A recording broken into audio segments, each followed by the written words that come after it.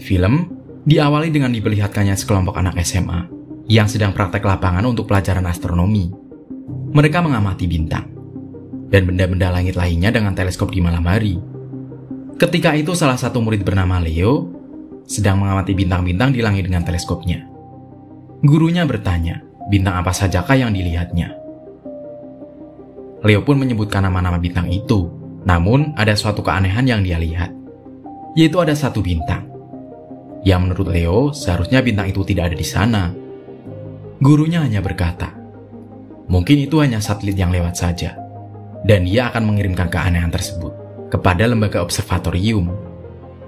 Di tempat lain di sebuah observatorium bintang, seorang ilmuwan sedang meneliti dan memeriksa pekerjaannya. Ketika itu dia menerima kiriman gambar dari gurunya Leo. Ilmuwan itu lalu memeriksa gambar tersebut dan melihat posisi bintang itu di komputernya. Betapa terkejutnya dia ketika melihat fakta bahwa itu adalah sebuah meteor. Dan meteor tersebut berada di jalur orbit bumi dan berpotensi untuk menabrak bumi. Dia pun segera menyimpan data tersebut di disket dan menamai disket itu Leo Biederman, seperti nama lengkap Leo yang telah menemukannya. Kemudian dia pergi untuk menyerahkannya kepada pihak NASA. Sepanjang perjalanan, dia mencoba untuk menelpon berkali-kali, namun tidak diangkat. Karena tidak memperhatikan jalan, tiba-tiba sebuah truk dari arah berlawanan masuk ke jalurnya, sehingga tabrakan pun tak bisa terhindarkan. Mobilnya langsung jatuh ke jurang dan meledak. Beberapa hari pun berlalu setelah kecelakaan itu. Presiden Amerika Serikat tiba-tiba saja menggelar sebuah konferensi pers yang disiarkan ke seluruh Amerika. Dalam pidatonya dia berkata bahwa sebuah meteor sedang mengarah ke bumi dengan ancaman yang sangat menakutkan. Meteor itu sebesar Gunung Everest dan dalam beberapa bulan ke depan akan menghantam bumi. Dengan meteor sebesar itu, seluruh umat manusia bisa punah. Maka dari itu, pemerintah Amerika telah menyiapkan pencegahan agar hal itu tak terjadi.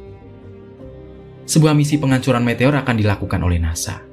Dengan mengirimkan 6 orang astronot terbaiknya, misi tersebut adalah mendatangi meteor itu dengan pesawat luar angkasa, kemudian mengebor hingga kedalaman tertentu, lalu menanamkan bom nuklir. Saat bom itu diledakkan, diharapkan meteor itu akan hancur berkeping-keping, dan bumi bisa selamat dari ancaman bencana besar. Diberitakan meteor itu dinamai Biederman, karena yang pertama kali melihat meteor itu adalah Leo Biederman. Leo menjadi terkenal. Dia jadi pusat perhatian dan mendapat perhatian khusus dari pemerintah Amerika.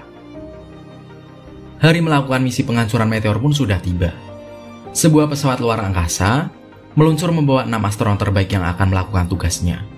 Mereka akan menanamkan bom nuklir dan meledakkan meteor tersebut. Setelah beberapa lama meluncur, akhirnya mereka berada di orbit yang sama dengan meteor Biederman. Meteor itu sangat besar, hingga pesawat ruang angkasa mereka terlihat sangat kecil dibanding benda langit ini. Mereka pun bersiap memasuki wilayah pendaratan. Beberapa tabrakan kecil terjadi, namun mereka bisa mengatasinya, hingga akhirnya mereka bisa mendarat.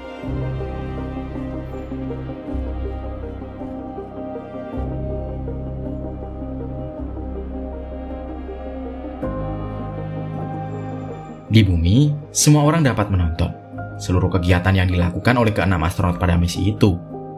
Semua orang yang menyaksikan berharap misi tersebut bisa berjalan dengan lancar. Sementara itu, para astronot telah mendarat dengan selamat. Dan tanpa membuang waktu, mereka memulai misi mereka. 4 astronot mulai keluar dari pesawat dan mulai mengebor meteor itu. Sementara 2 orang lainnya yang bertugas sebagai pilot menunggu di dalam pesawat. Misi ini harus mereka selesaikan dalam waktu singkat, yaitu hanya 1,5 jam saja. Karena jika lewat dari waktu tersebut, matahari akan menyinari meteor itu. Dan efeknya adalah suhu di meteor itu akan naik drastis. Dan ledakan gas akan terjadi. Ketika hampir selesai, di luar dugaan bornya tersangkut di bawah. Sehingga salah satu astronot bernama Monas memutuskan untuk turun ke bawah dan memeriksa bornya. Monas pun turun ke bawah dan memperbaiki bor yang tersangkut. Namun waktu mereka semakin menipis. Ketika Monas berhasil memperbaiki bornya, matahari telah menyinari meteor itu. Dan seketika, ledakan gas terjadi di sana. Para astronot berjuang untuk kembali ke pesawat. Monas terlambat untuk memasang pelindung kacanya, sehingga matanya terpapar cahaya matahari yang langsung membuatnya buta. Sementara itu, salah satu astronot terkena ledakan gas, dan langsung terlempar keluar angkasa. Dia pun tak bisa diselamatkan. Ketika semua astronot yang selamat bisa kembali ke pesawat, mereka langsung pergi dari meteor itu. Tak lama kemudian, bom yang telah ditanam pun meledak. Tapi sayangnya, ledakan itu tak cukup kuat, sehingga meteor itu hanya terbelah dua, dan dua-duanya masih menjadi ancaman bumi. Di sisi lain, hembusan ledakan meteor yang terjadi begitu kuat, hingga pesawat mereka pun ikut terhempas, membuat beberapa sistem di pesawat menjadi rusak, termasuk sinyal komunikasi dengan pangkalan di bumi, membuat orang-orang di bumi tidak tahu bagaimana keadaan para astronot. Bahkan bisa saja mereka sudah mati. Sehingga, pemerintah Amerika menyimpulkan bahwa misi ini telah gagal. Presiden Amerika pun segera melakukan konferensi pers lagi. Dia menjelaskan mengenai rencana penyelamatan umat manusia yang akan dilakukan. Rencananya adalah, dari sebanyak 320 juta penduduk Amerika, orang-orang hanya akan diselamatkan sebanyak 1 juta orang. Atau hanya 0,3% saja yang diselamatkan. Orang-orang yang berhak diselamatkan adalah mereka para dokter, ilmuwan, dan orang-orang dengan profesi krusial lainnya. Sedangkan penduduk biasa, kuotanya hanya sebanyak 800.000 orang, yang akan dipilih secara acak oleh komputer. Mereka yang diselamatkan akan dibawa ke sebuah gua besar, dan akan bertahan hidup di sana. Rencana ini juga berlaku untuk negara-negara lain di seluruh dunia. Di sisi lain, Leo Biderman adalah salah satu orang yang berhak untuk diselamatkan, karena dia telah berjasa dalam menemukan meteor itu. Sekarang dia dan keluarganya tengah bersiap-siap untuk dijemput. Namun ketika nama-nama mereka diperiksa, keluarga dari istri Leo ternyata tidak terdaftar, sehingga dengan terpaksa mereka tak bisa diselamatkan. Istri Leo bernama Sarah tak mau meninggalkan orang tuanya, sehingga akhirnya Leo meninggalkan istri dan mertuanya untuk pergi menuju ke tempat yang aman.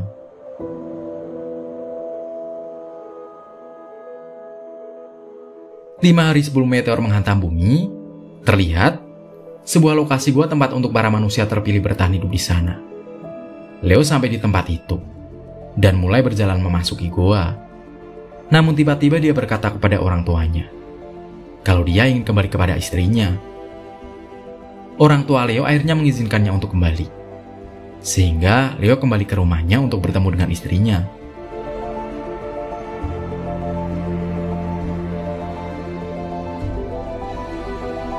Sementara itu, Presiden Amerika Serikat kembali berpidato. Dia berkata bahwa 2 meteor itu akan menghantam bumi tidak lama lagi. Meteor kecil akan jatuh di sekitar Samudra Atlantik dan akan menyebabkan gelombang tsunami terbesar dalam sejarah, setinggi ratusan meter dengan kecepatan lebih dari 1.500 km per jam, atau lebih cepat dari kecepatan suara.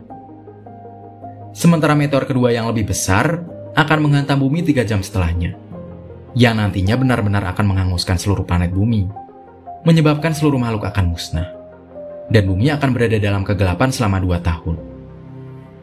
Sementara itu di dalam pesawat ruang angkasa, para astronot sedang berdiskusi, mencari alternatif untuk menghancurkan meteor itu. Mereka berencana untuk menghancurkan meteor yang besar, dengan cara menabrakkan diri mereka, karena di pesawat itu masih ada bom nuklir yang bisa menghancurkan meteor itu. Rencana ini adalah misi bunuh diri, tapi demi menyelamatkan umat manusia, mereka harus melakukannya. Tak lama kemudian, akhirnya sistem komunikasi mereka aktif kembali, dan mereka bisa menghubungi pangkalan di bumi. Mereka kemudian memberitahu misi penyelamatan umat manusia ini kepada NASA.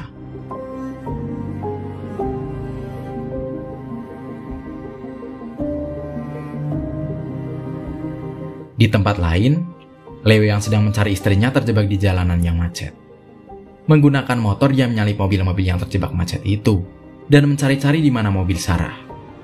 Untungnya, Sarah melihat Leo yang sedang mengendarai motor. Dia kemudian langsung memanggil suaminya. Mereka pun bertemu, dan Leo mengajak Sarah untuk ikut bersamanya. Mereka berdua juga membawa adik Sarah yang masih bayi, dan kembali mengendarai motor pergi ke tempat yang lebih tinggi, meninggalkan orang tua Sarah.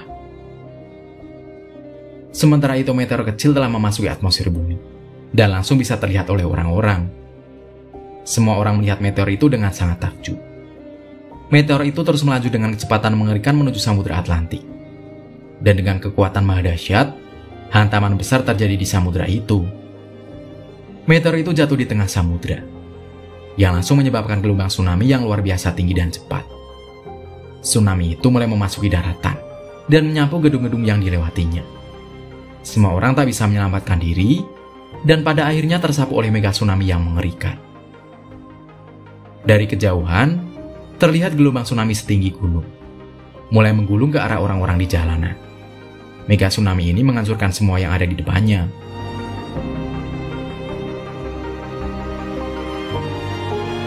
Sementara itu, misi menabrakkan diri ke meteor yang lebih besar akan segera dilakukan oleh para astronot.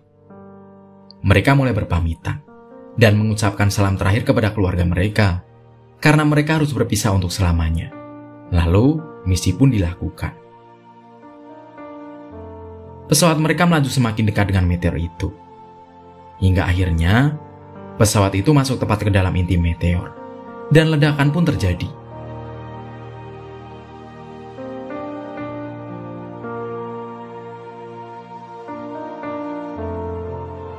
Ledakan besar itu menyebabkan meteor langsung pecah berkeping-keping, menghasilkan pemandangan seperti bintang jatuh yang sangat indah. Para astronot yang mengorbankan dirinya berhasil menyelamatkan umat manusia dari kepunahan. Beberapa orang lainnya yang berhasil pergi ke tempat yang lebih tinggi berhasil untuk selamat, termasuk Leo dan istrinya. Gelombang tsunami itu perlahan-lahan surut. Jutaan orang menjadi korban di seluruh dunia. Banyak tempat hancur porak-poranda. Mereka yang berhasil bertahan hidup bersyukur karena masih diberi kesempatan kembali oleh Tuhan untuk memulai hidup mereka kembali dari awal. Kehidupan umat manusia kembali berjalan setelah berhasil melewati bencana yang hampir memusnahkan mereka. Kemudian, film pun berakhir. Setiap bencana bisa saja menjadi akhir dari sebuah kehidupan. Jadi, syukurilah hidup kita selagi Tuhan memberikan kesempatan itu kepada kita. Nah, menurut kamu, pesan moral apa yang dapat kita petik dari film ini? Dan seperti biasa nih, dari 1 sampai 10, berapa nilai yang mau kamu kasih buat film ini? Tulis pendapatmu di kolom komentar ya. Sekian cerita film kali ini, semoga kalian suka dan terhibur. Sampai jumpa di cerita film selanjutnya. Terima kasih udah nonton bareng sama Mimin. Mimin pamit, dadah.